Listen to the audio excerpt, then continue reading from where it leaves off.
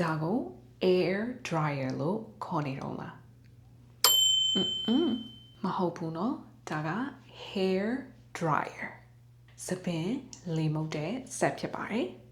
ဘာဖြစ်လို့သူ့ကို air dryer လို့မခေါ်တာလဲဘာဖြစ်လို့လဲဆိုတော့အင်္ဂလိပ်စာမှာပစ္စည်းတွေကိုနာမည်ပေးတဲ့အခါမှာဘာကိုအချောက်ခံလဲဆိုတာပေါ်မှာမူတည်ပြီးတော့မှနာမည်တွေကိုပေးထားတာအတွက်ဖြစ်ပါတယ်ဒီတော့အများသုံးအိမ်သားတွေမှာတွေ့ရတဲ့လက်ကိုရေချောက်အောင်လုပ်တဲ့အချောက်ခံတဲ့ဆက်ဆိုရင် hand dryer ဒါကစပင်ကိုလေမုတ်တာဖြစ်တဲ့အတွက် hair dryer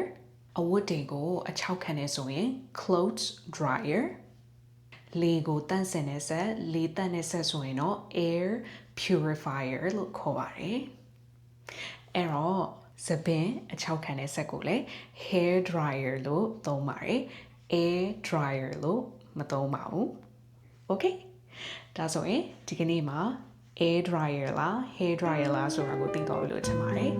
နောက်ဗီဒီယိုတွေကြောက်လို့ရှိရင်လည်းပြန်ပြီးတော့မှတွေ့ကြပါမယ်ရှင်ကျေးဇူးအများကြီး